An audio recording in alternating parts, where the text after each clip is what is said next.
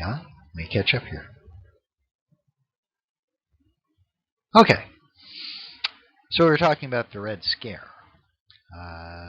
A fear, an overreaction, maybe based in some kind of real concern about communism infiltrating into the United States. A person who's always attached to this is a guy named A. Mitchell Palmer. Okay, seen here on the right. Mitchell Palmer was the Attorney General at the time. Now he's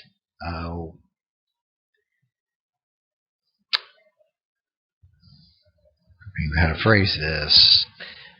The history's not been kind to Mitchell Palmer. There's been some articles I've read suggesting that he was overreacting to the communist threat in order to score some political points. Okay, maybe increase his viability as a candidate for something or other. I don't know if that's true. Never met the man.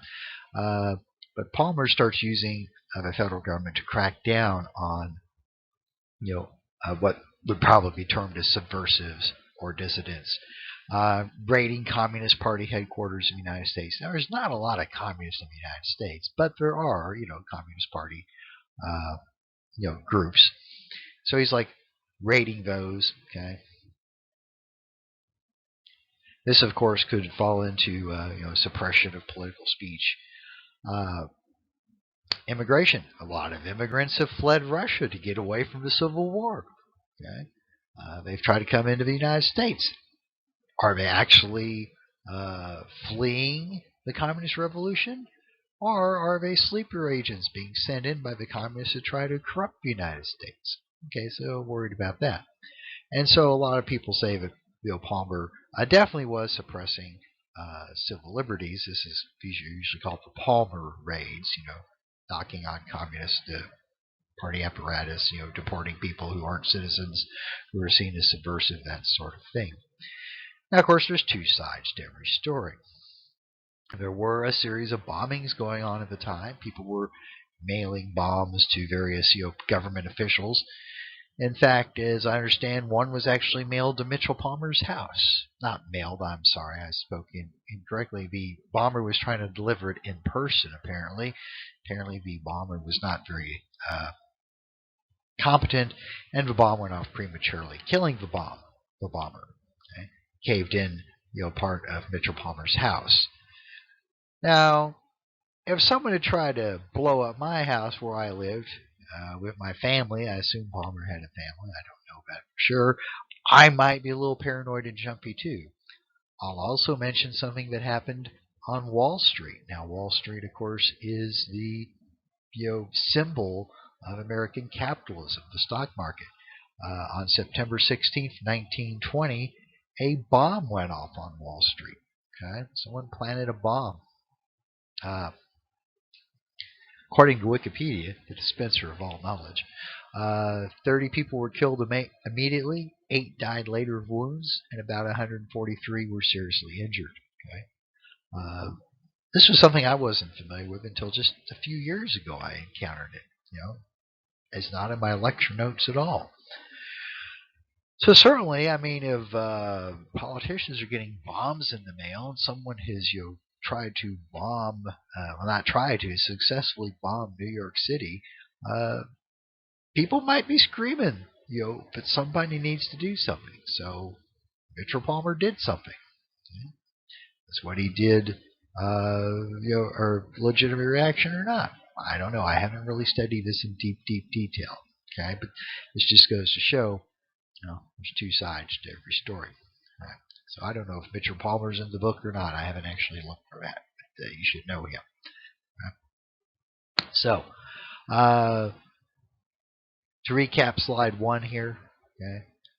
After the war, people are looking to get back to a more day-to-day existence, a more normal existence. There is labor unrest sweeping the country as unions try to recover lost ground. And there is a Red Scare going around with, the suppression of civil liberties and deportations and stuff. But there's also, terrorism going on too. So there's some unrest during this period. Next slide. So this is the atmosphere going into the election of 1920. So Wilson is, who's never really recovered from his stroke, but I mean, I think he's gotten better. But he, no one runs for a third term anyway. But he certainly wouldn't have been in shape. So it's going to be a wide open contest. There is no incumbent. Okay. So the Republicans will go with a guy named Warren G. Harding. I've got a picture of him here.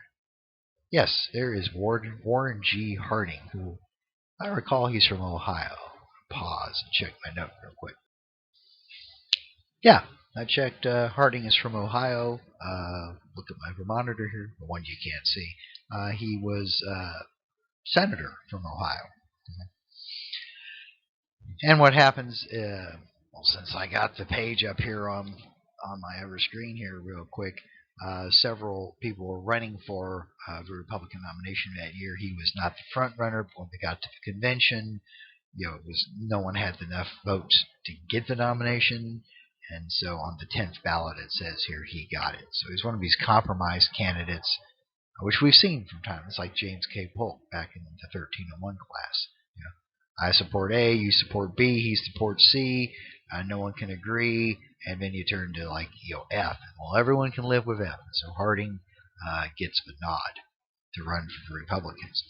Now his vice presidential candidate, here he is again, Calvin Coolidge. Calvin Coolidge, who we met a couple slides ago. He was the governor of Massachusetts who had stood up to the unions regarding the Boston police strike. Okay. The Democrats are going to run a guy named James Cox. Okay? Here's a picture of Mr. Cox. Okay. James Cox.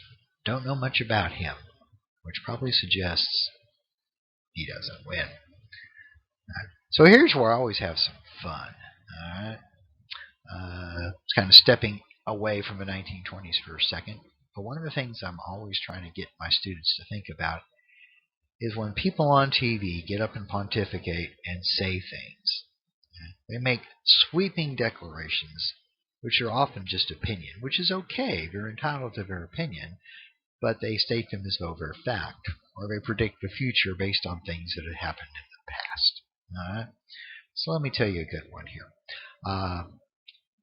In 2008, jumping ahead a little bit, when John McCain ran for president as a Republican candidate, he nominated as his vice presidential candidate Sarah Palin, okay, who was the second, not the first, she was the second major party, second time a major party had put a woman on the ticket as the vice presidential candidate.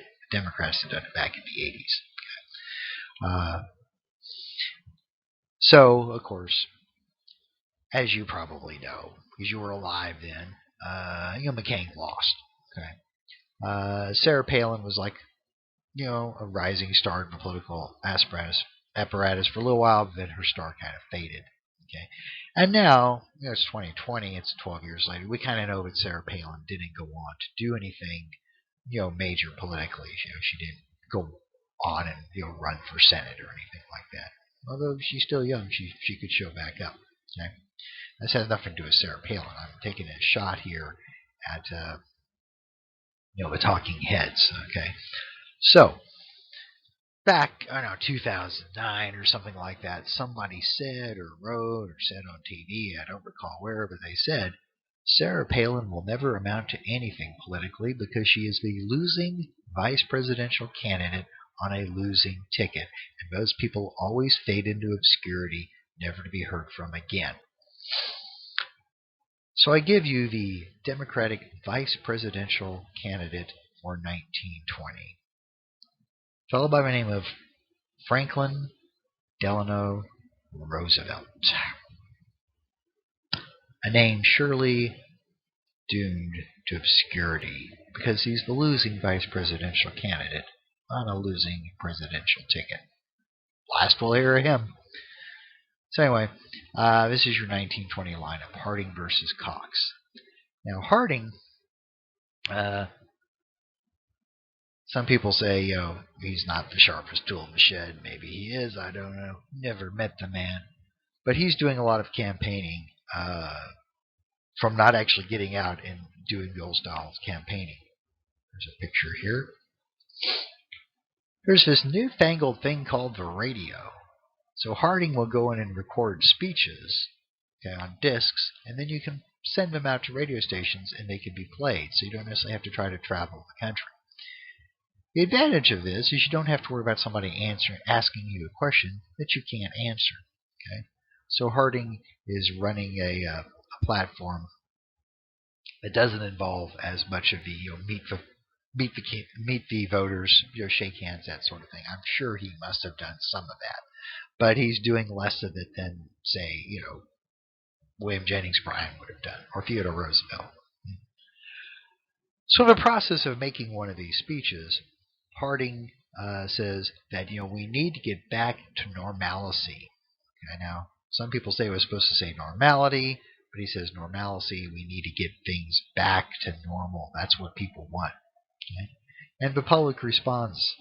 And when the vote comes in, Harding wins an overwhelming victory. Look at that, 60% of the popular vote. I mean, that's Andrew Jackson levels of support. So surely Harding is going to go down in history as one of the most popular, best presidents, right? Not so much.